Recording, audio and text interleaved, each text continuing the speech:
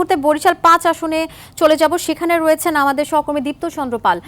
দীপ্ত, এই মুহূর্তে আপনি যেখানে রয়েছেন সেখানকার সার্বিক পরিস্থিতি জানাবেন এবং যে নারী এবং প্রথম যে ভোটাররা রয়েছেন তাদের অংশগ্রহণ কেমন দেখছেন?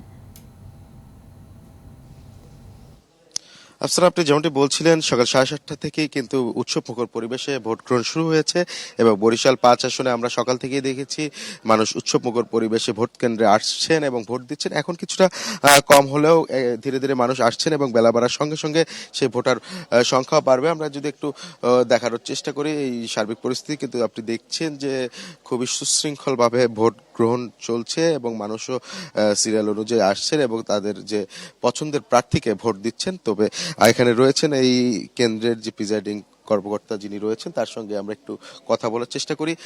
এখন পর্যন্ত কত শতাংশ ভোট পড়েছে আর আপনার এই কেন্দ্রে ভোটার সংখ্যা কত? এটা কেন্দ্র নং 64 নম্বর, লোকালের সংলগ্ন দিবান মাধ্যমিক বিদ্যালয় ও primary school. White plus pro sensitive স্কয়ারে মাঠের বাইরেও তো আমরা এভাবে দেশপ্রেম দেখাতে পারি। এখানে মোট ভোটার হয়েছে 2108 ভোট। প্রথম 2 ঘন্টায় 207 ভোট পড়েছে। ভোটের পার্সেন্টেজে প্রায় 10-এর কাছাকাছি। এখানে মোট 5টি বুথে কক্ষের ভোট গণনা হচ্ছে। মহিলাকে কক্ষ হচ্ছে 3টি আর পুরুষ কক্ষ 2টি। এখন পর্যন্ত আপনার কেন্দ্রে কোনো অনিয়ম হয়েছে না, এখন পর্যন্ত আমার দেখার মতে কোনো আমি অভিযোগ পাই নাই, আমি দেখিনি। আর কোনো কারো কাছ থেকে কোনো অভিযোগ আমার কাছে এখনো আসেনি।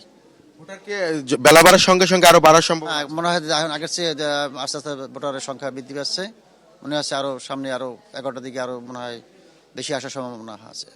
তো শুনছিলেন আফসানা, তিনি কিন্তু বললেন সকাল থেকে এখন পর্যন্ত প্রায় 10% ভোট পড়েছে এবং এই কেন্দ্রে 2100-র বেশি ভোটার রয়েছে এবং আমরাও দেখছি একে একে আসছেন এবং ভোট দিচ্ছেন উৎসবমুখর পরিবেশে এবং তারা কিন্তু খুশি। অনেক দীর্ঘ 16 বছর পরে ভোট দিতে পেরে এবং তারা কিন্তু খুশি এবং তারা যেটি বলছে সুষ্ঠু পরিবেশে তারা ভোট দিতে পারছেন।